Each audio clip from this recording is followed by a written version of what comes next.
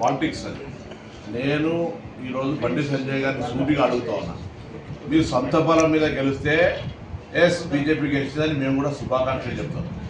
మీరు TRS party కలిసి TRS party అభ్యర్థిని పెట్టకుండా గెలిచి ఇలా మేము గెలిచినాము ఇది రంజాన్ గిఫ్ట్ అంటే ఇలా కాంగ్రెస్ పార్టీకి ఇండిపెండెంట్కు దాని తర్వాత బీఎస్పీ క్యాండిడేట్కి వచ్చిన ఓట్లంతా పాకిస్తాన్ వల్ల ఇది దురదృష్టకరం. ఇటువంటి ఒక కేంద్ర మంత్రి స్థాయిలో ఉన్నటువంటి ఆయన మాట్లాడితే ఇది రాజకీయాల ఒక కేంద్ర మంత్రిగా ఎదిగినటువంటి మాట్లాడేటువంటి మాటలు కాదు. నేను అడుగుతాను, ఇవాళ ఈ నియోజకవర్గంలో స్థానికంగా నేను శ్రీధర్ బాబు గారు, దామోదర్ రాజనరసింహ గారు మంత్రులు, మన నలుగురు ఇన్ఛార్జ్ మంత్రులు కూడా ఉన్నారు.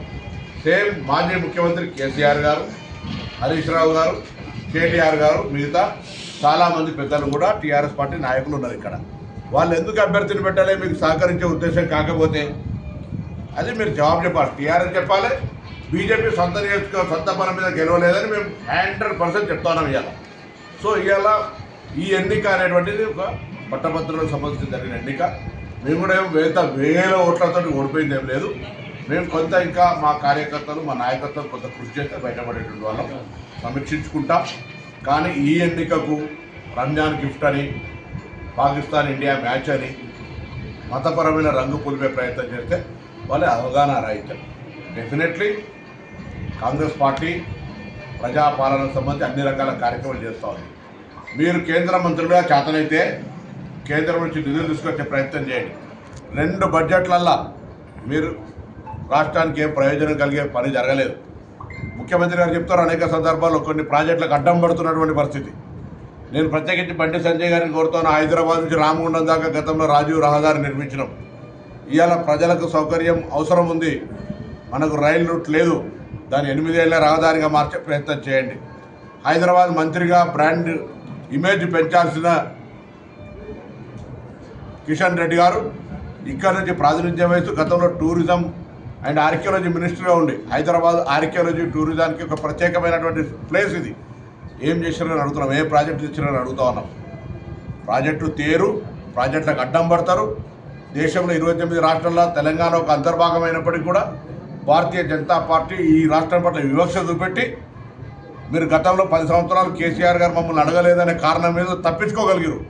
ఇవాళ మేము గౌరవ ప్రధానమంత్రి గారిని, మంత్రుల్ని అనేక సందర్భాల్లో కలుస్తూ ఉన్నాం. మీరు అడ్డం పడకపోతే తెలంగాణ ప్రాజెక్టులు ఎందుకు వస్తలేవు? మీరు ఎందుకు తెలంగాణ ప్రాజెక్టులలో కృషి చేస్తలేరో జవాబు చెప్పాలి.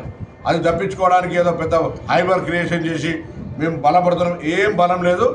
Telangana Bharatiya Janata party, Telangana TRS party వేరువేరు కాదు అనేది ఈ ఎమ్మెల్యేసీ ఎన్నికల్లో నిరూపణైంది. ఉండదు. ఇది ఒక ఎన్నిక.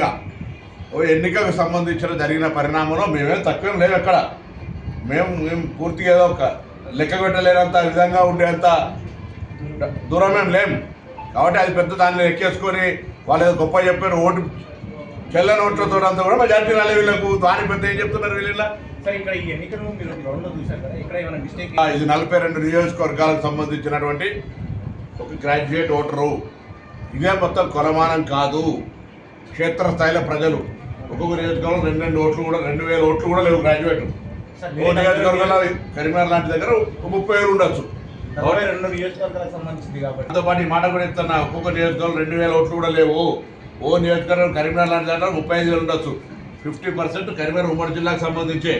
నేను మళ్ళీ ఏమంటున్నా కూడా అంటున్నా, ఎన్నైనా మేమేం పెద్ద దూరంగా కిలోమీటర్ల గ్యాప్ తోటి ఓడిపోలే. మేము కూడా దగ్గర దాకా ఉంటుంది. ఆ చెల్ల నోట్లంతా మెజార్టీ కూడా రాలే కదా వాళ్ళకు అంటున్నా.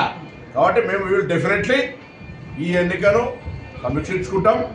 ఈ ఎన్నికకు గెలవడానికి బీజేపీ టీఆర్ఎస్ కలిసి పనిచేసినాయి. అదే స్ఫూర్తి మీకు అట్లే ఉంటే ఈ రాష్ట్ర ప్రయోజనాల కోసం కూడా, రాష్ట్ర అభివృద్ధి కోసం కూడా కష్టపడండి. ఇలా మీరిద్దరు కలిసి బీసీ రిజర్వేషన్లు వ్యతిరేకించే విధంగా కుట్ర చేస్తూ ఉన్నారు.